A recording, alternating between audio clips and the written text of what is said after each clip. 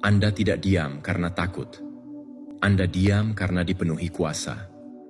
Mereka melihat Anda duduk dalam keheningan dan menyangka Anda tunduk. Mereka menatap ketenangan Anda dan menyangka itu keraguan. Mereka mengamati sikap Anda yang stabil dan lambat dan menafsirkannya sebagai kelemahan. Namun kesalahan terbesar mereka adalah gagal mengenali bahwa Anda tidak bermain di bidang yang sama. Mereka melihat dunia sebagai arena kompetisi, dominasi, dan adu kekuatan, tetapi Anda beroperasi dalam dimensi yang lebih dalam. Ruang roh, tempat di mana kekuatan sejati tidak perlu teriak untuk menunjukkan kuasanya. Ketenangan Anda bukanlah pasivitas. Itu adalah strategi surgawi.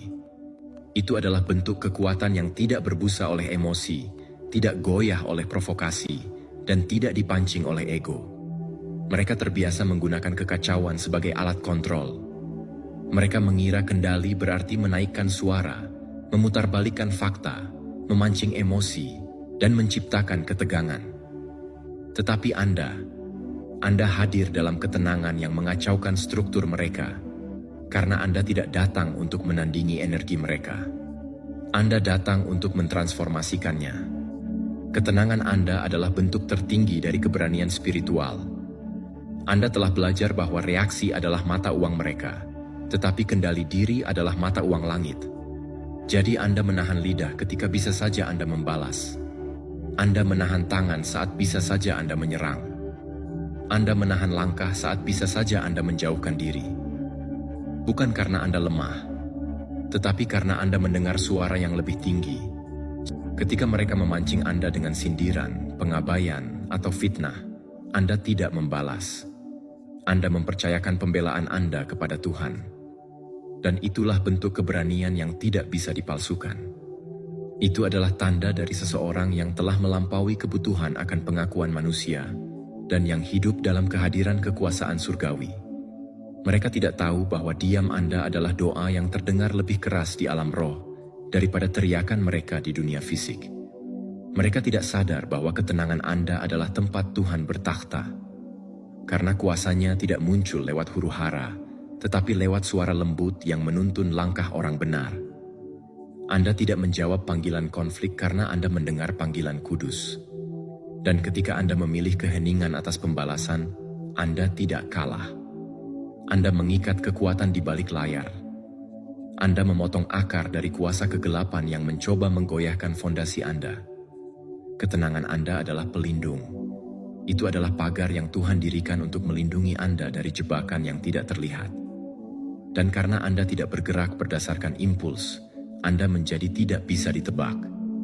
Mereka tidak tahu kapan Anda akan berbicara, atau apakah Anda akan berbicara.